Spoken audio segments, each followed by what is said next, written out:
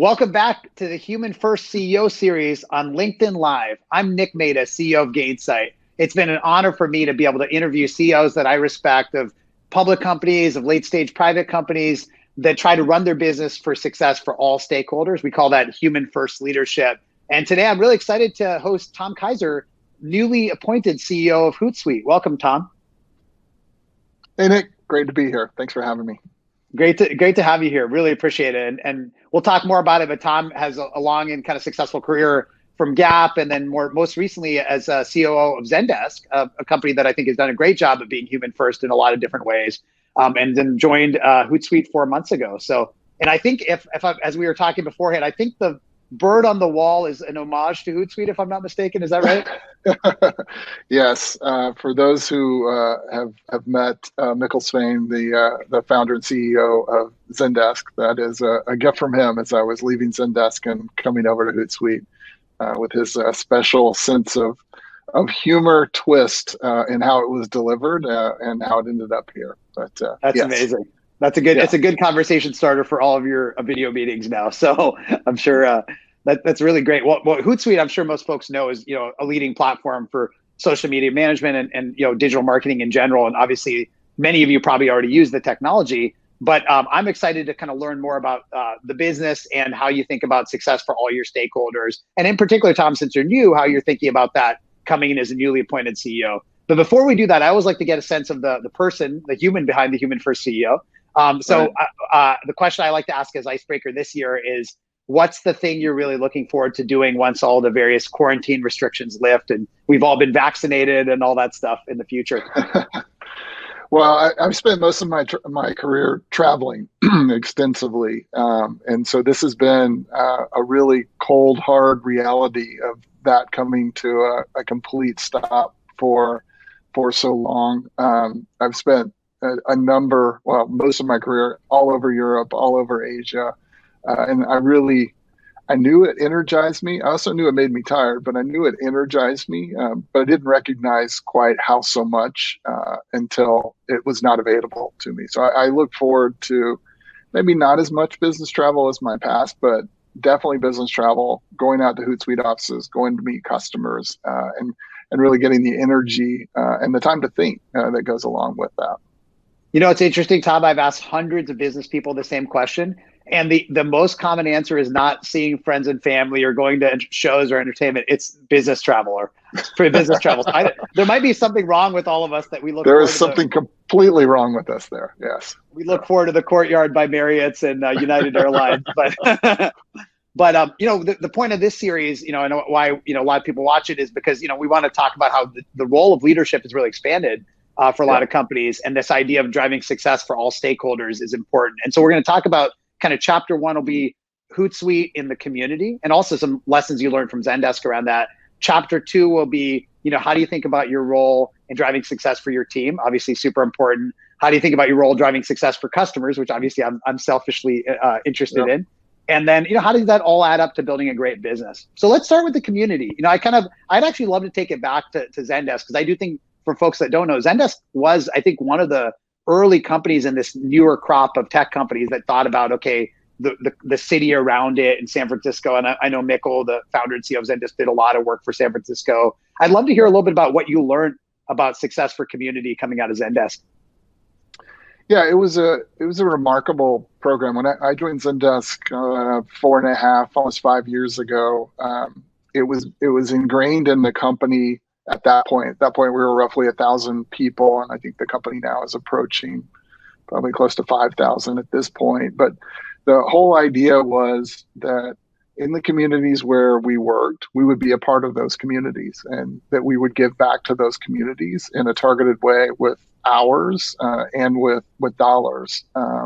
And we provided the capabilities, but really empowered the local offices to create the time and the space and the money to go do that. And it just built a very different connection between the employees and the places they work. And in San Francisco, that meant the Tenderloin, where the company is headquartered. And while I was there, we expanded into 4 different buildings around the Tenderloin. And so we were out on the streets constantly and we were every single day there were Zendesk folks investing hours of volunteer time in all of the different social programs. And whenever I would travel around the world to our different offices, that was always an option as well, is to go participate with a particular team. If you're team building, if you're having an offsite of any kind, you're dedicating some number of hours to volunteer work in the local community. So it created a really special bond that was deeper than just going to work, just walking into an office building, doing your work and leaving. You actually felt like you were putting some of your sweat and some of your effort into the community around you. You felt more deeply connected. And as I come over to Hootsuite, Hootsuite is a B Corp. We've gone through the whole certification around the B Corp and trying to hold ourselves to a higher set of values. Hootsuite it's a Canadian company, so we're headquartered in Vancouver with about half our employee base in Vancouver, and then a few offices around the world: Toronto, London, Mexico City, Sydney, and a few smaller offices sprinkled about. But has some of the similar ethos of local focus and community focus. I haven't been able to see it or feel it yet because I've been stuck here in my living room in San Francisco since I joined the company. But I really look forward to experiencing that as I get to travel and visit and see our offices. That's great, and I like the local aspect of what you talked about with both Zendesk and Hootsuite. I think that I visited Zendesk offices before, and it's very powerful to go from the streets around Zendesk, which honestly are really challenged, right? And that's a tough part of San Francisco. And then, obviously all this wealth inside the Zendesk building, and the fact that your team was trying to go help change that. It is very moving, and I think it inspired a lot of companies to do it, including us. Do you when you came into Hootsuite, obviously coming in during 2020, right? Talk about battlefield, jumping into the battlefield as a CEO for the first time. What did you see in terms of how the company's employees mobilized to help the community and help folks around them? And what did you learn about the team in terms of the team you inherited? Yeah, so I joined in July, so I missed the upfront piece of the pandemic, but I certainly reviewed it in my onboarding set of processes. And then, we're continuing. The pandemic is not letting up, and in many parts of the world, actually most parts of the world, we're in the second and third wave of it. But Hootsuite did what most SaaS companies did. Initially, it was about your employees and getting your employees set up for success and getting them, getting the equipment that they needed. And Hootsuite and Ryan Holmes, the founder of Hootsuite, who transitioned the CEO role over to me, really took that seriously and made a series of investments to help make sure that we had the right equipment in employees' hands and the right tooling in employees' hands. And then we've subsequently, we've moved furniture out of office space to send it to people's homes and provide some stipends and things like that. And then on the customer side and on the prospect side, we have at Hootsuite, we have about a little over 213,000 paying customers and about 16 million kind of freemium customers out there. And a lot of those customers are small businesses. And a lot of them were in deep trouble almost immediately as the pandemic struck. So we put a whole series of mechanisms in place to help identify them and to help them through the process.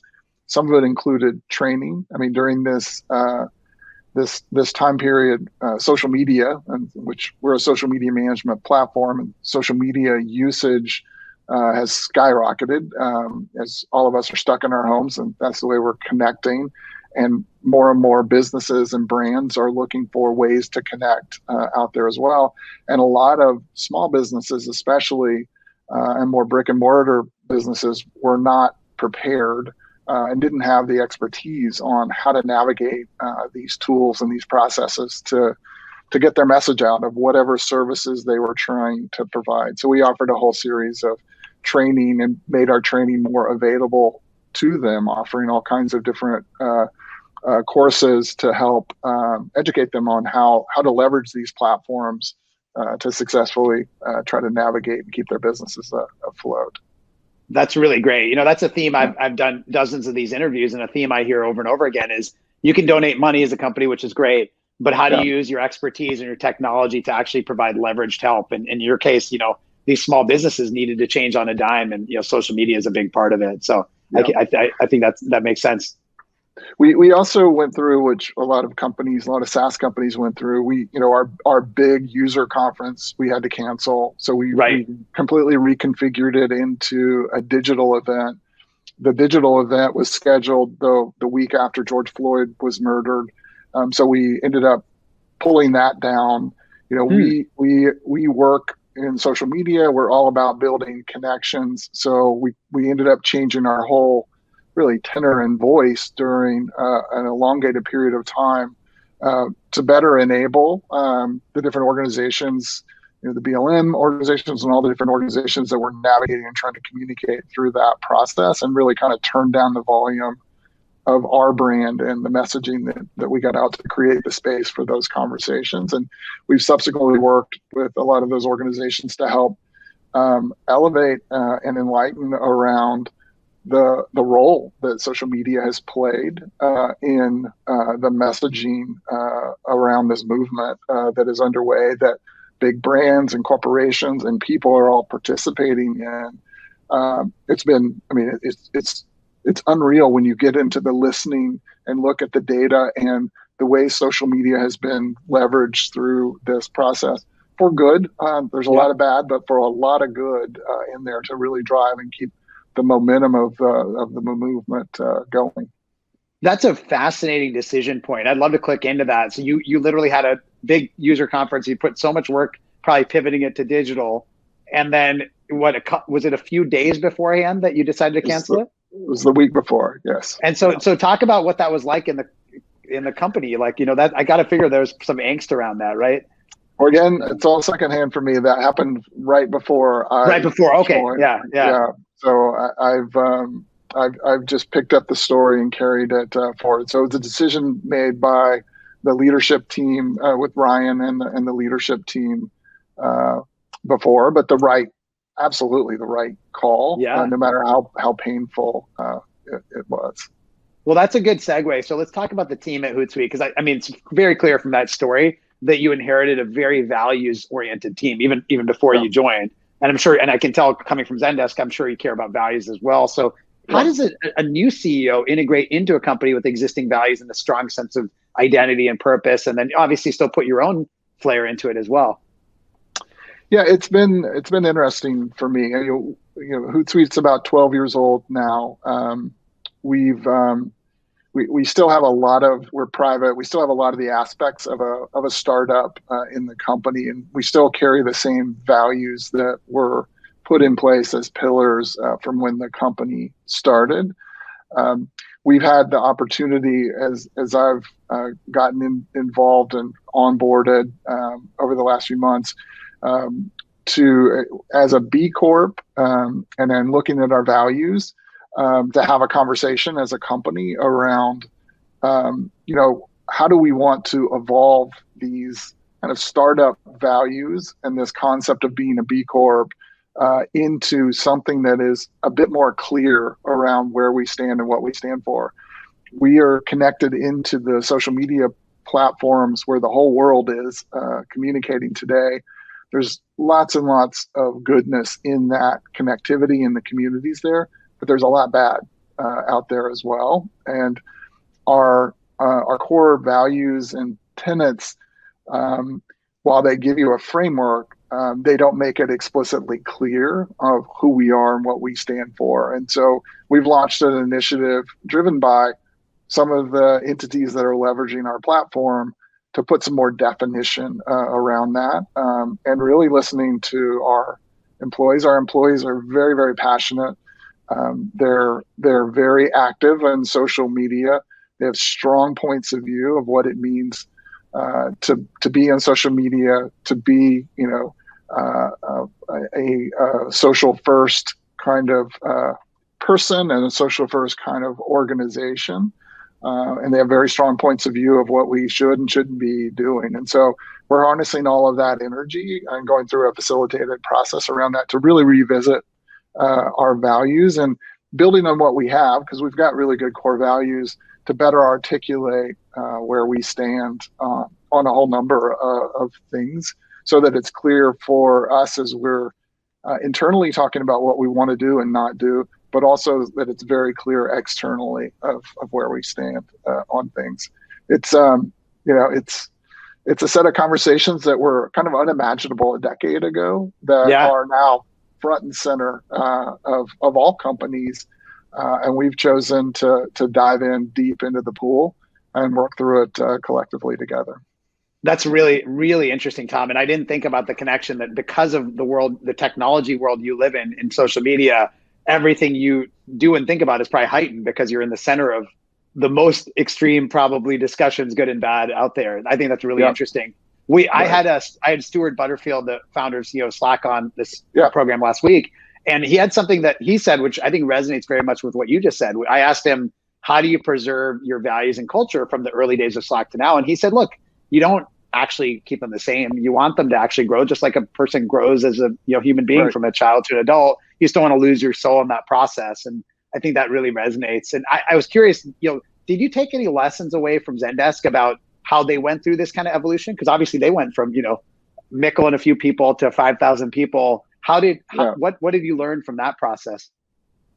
Yeah, it was for me it was really interesting. So moving to Zendesk was I had a long run in retail. So I'd been in gigantic companies before that had values that were deeply ingrained in the company, but were not necessarily a part of the way the company operated and lived every day. They were there, they were on the wall, but they weren't necessarily deeply built into the business.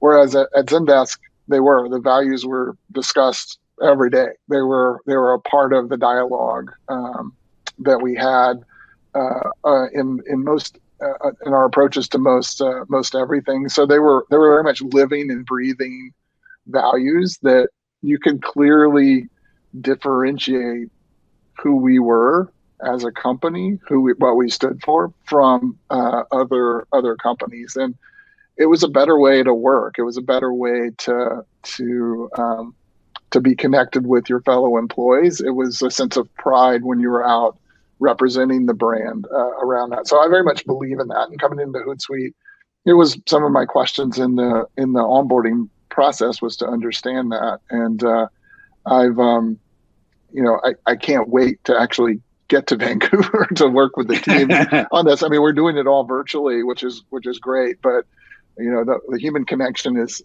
missing in there. But I very much want to work in companies that have very, very clear values, and that they're part of the conversation and part of who you are. And it's the difference of, I think about, like, I just turned 55 years old, and I go back to where my career, thank you, my career began.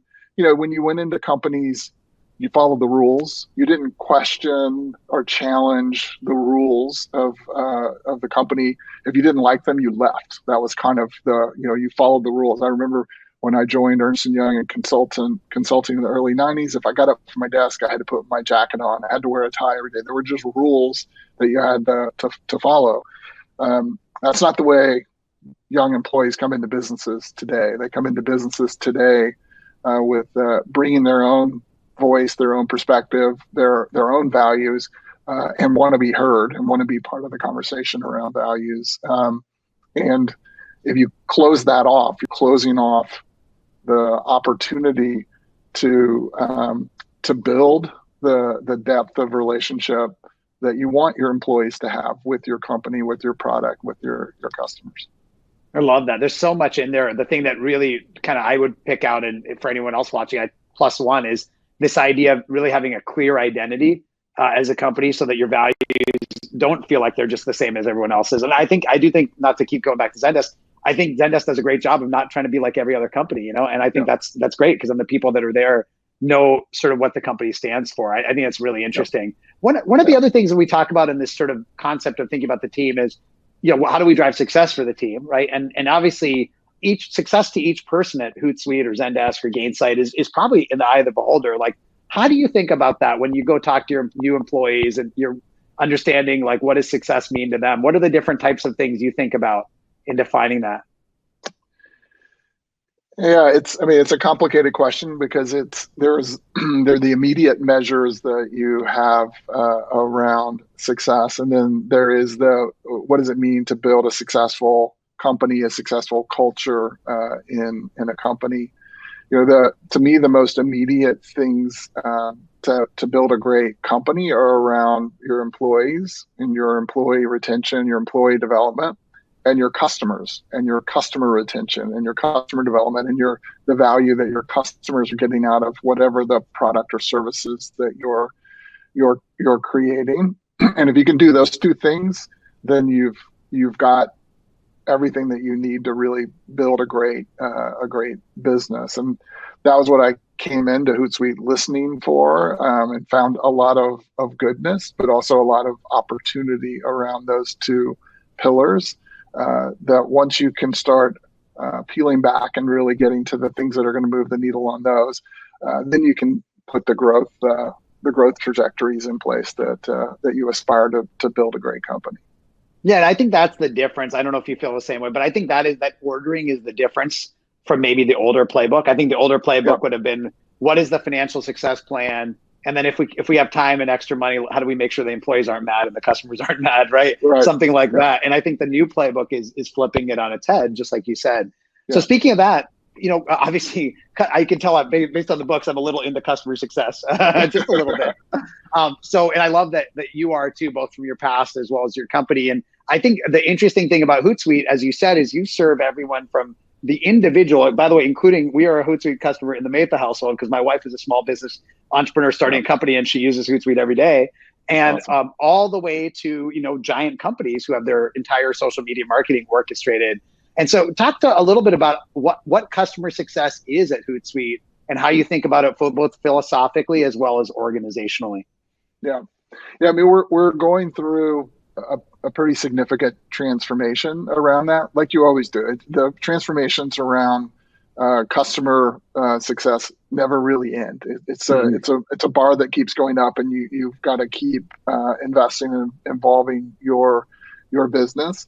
Hootsuite, like a lot of SaaS companies, has grown through selling subscriptions of a core set of capabilities and services that initially were very unique and have gotten more commoditized. And as they've gotten commoditized and we've expanded the breadth of capabilities that we're delivering, competition has come into play as well. And so the beauty of SaaS is that, as a buyer, you're buying for a duration. If something better comes along, you can go try whatever that something better is.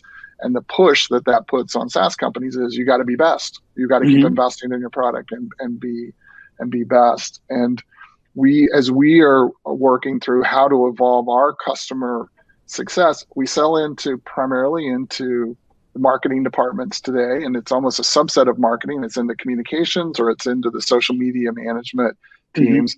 And the reality is, social media has now matured, if you can call it that. It's still in its infancy, but it's maturing into more of a broader platform across really all of the workflows of a company. So during this pandemic, we've seen a massive increase of need around customer care. Right. People wanting to communicate with you about your brand or product or whatever it is, but having very specific issues or challenges or things that need to be dealt with that need to really tie in the workflow of your company. All of that being said, it creates a very competitive space that we're in. And so what we're doing right now with our customer success focus is working very closely with product to looking at enablement and looking at value that we're providing. We're also trying to identify more quickly customers who perhaps aren't using the product correctly or fully, don't understand the we have a very sophisticated product used by a lot of small businesses that get lost. And so what are the intervention steps that we can take? And we're reworking how and where our customer success organization interjects and connects with those customers, and making sure that we've got the data up underneath that to help guide them and to direct it. But it's all about trying to unlock value in a very a fast changing environment. One thing you said there that's really powerful is this idea that it is a perpetual problem. It never ends. Like, I think people Yep. do want to get to the point where you're done, but because the competition and the customer expectations just keep going up and up, you Yep. never are done. And you always have to be on your toes. And that's hard probably for people to accept, but it's the reality. Yep. Sounds like yeah. One thing I think you've been really fortunate to be in, between Zendesk and Hootsuite now, some great companies that have, kind of tinkered with different models, right? And I think like Yep. because this is a new era, it's sort of probably like digital marketing was, 20 years ago. People are trying to get it right. Are there any things that you feel like, if you're talking to CEOs or leaders watching, mistakes that people make in customer success that you would avoid if you were doing it again? I think if you build a structure and just assume that it is it's going to sustain itself for longer than probably 18 to 24 months, you're mistaken. And so I Yeah. mean, you need a very self-critical eye to the services and capabilities that you're providing. You want to be supportive of your team. You want customer success reps who love the product, who love working with customers and solving problems.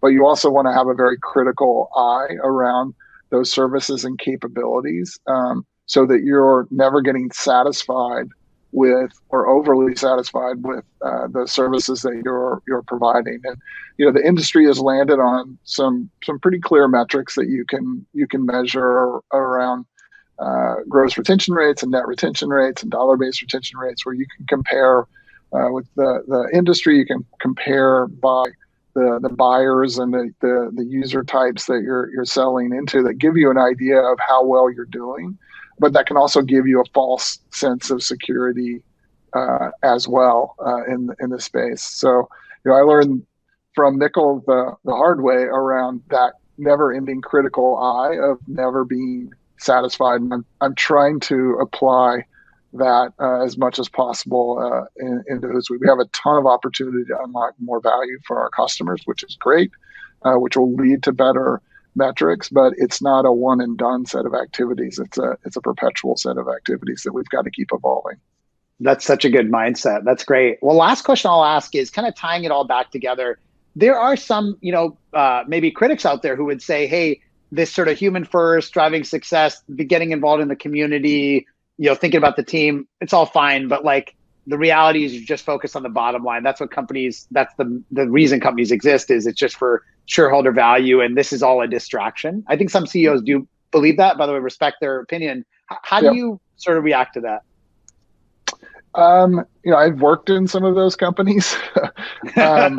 It's just not, it's 2020. It's not the way that modern companies work. It is way more enjoyable, and it is way more satisfying to make a wider mark than just delivering some numbers to Wall Street, to your investors, but to have a real impact. And if you want to recruit young, smart employees, this is what they care about.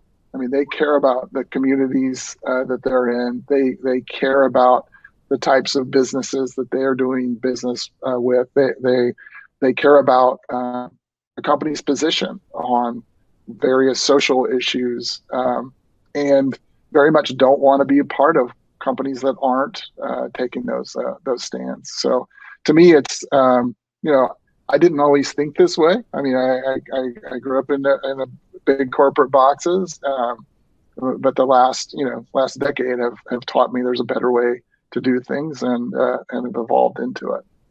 That's awesome, Tom. Well, that's a great way to close out. Really appreciate hearing your insights, and obviously you're early in the journey, so maybe down the road we'll bring you back again. And between now and then, thanks for all the conversation. Thanks to you for watching. And Tom, hope you and your friendly owl on the wall have a good next few months together. Awesome. Thanks so much, everyone. I'll see you all again soon. Thank you. All right. Take care.